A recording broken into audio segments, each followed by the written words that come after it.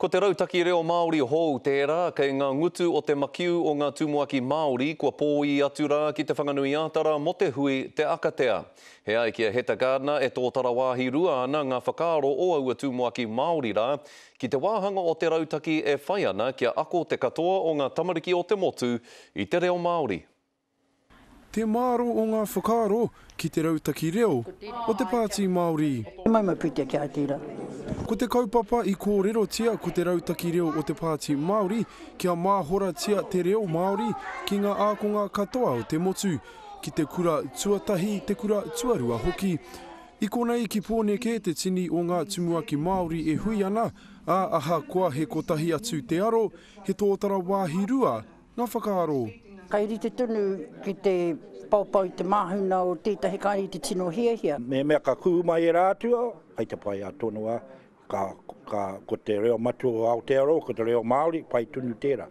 Engari me chaki tātou, ia tātou tamariki whānau Māori te tuatai. Ko te awangawanga o etahi, kia kaua e taka te toki ki runga i te hunga, kaore i te hiahia ki te reo. Kia hō whakaaro ki tērā? Awa ko wēnā tāna tahe kūari. Nā te mea ko tō tātou reo, te tōna reo ka roto i tēnei whenua.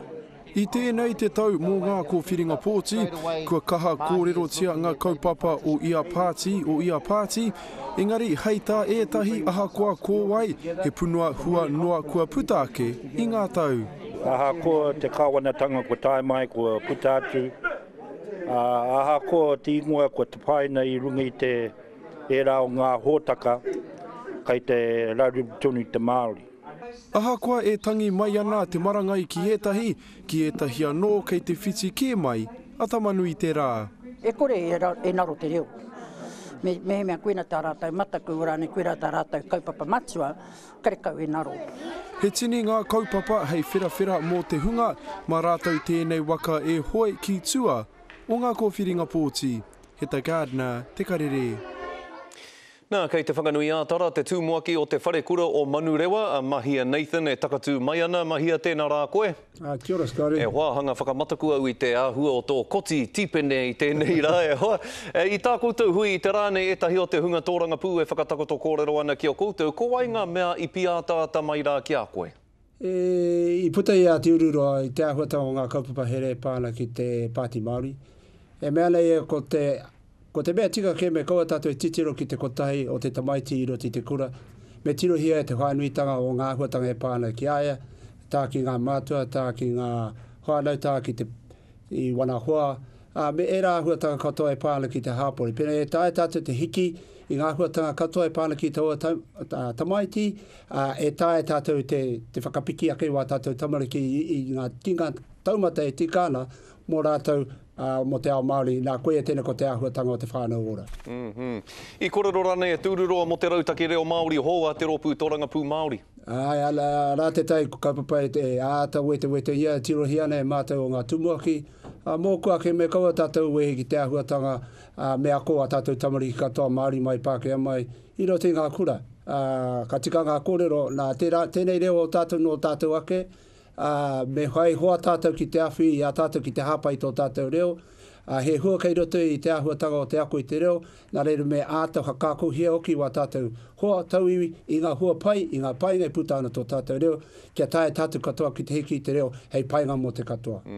Atu i te reo Māori nei, hea e tahi atu kaupapa mātauranga Māori e hia ana koe kia whakatūria, kia whakaungia rānei e te kāwanatanga hou, kā tū a te mahuru.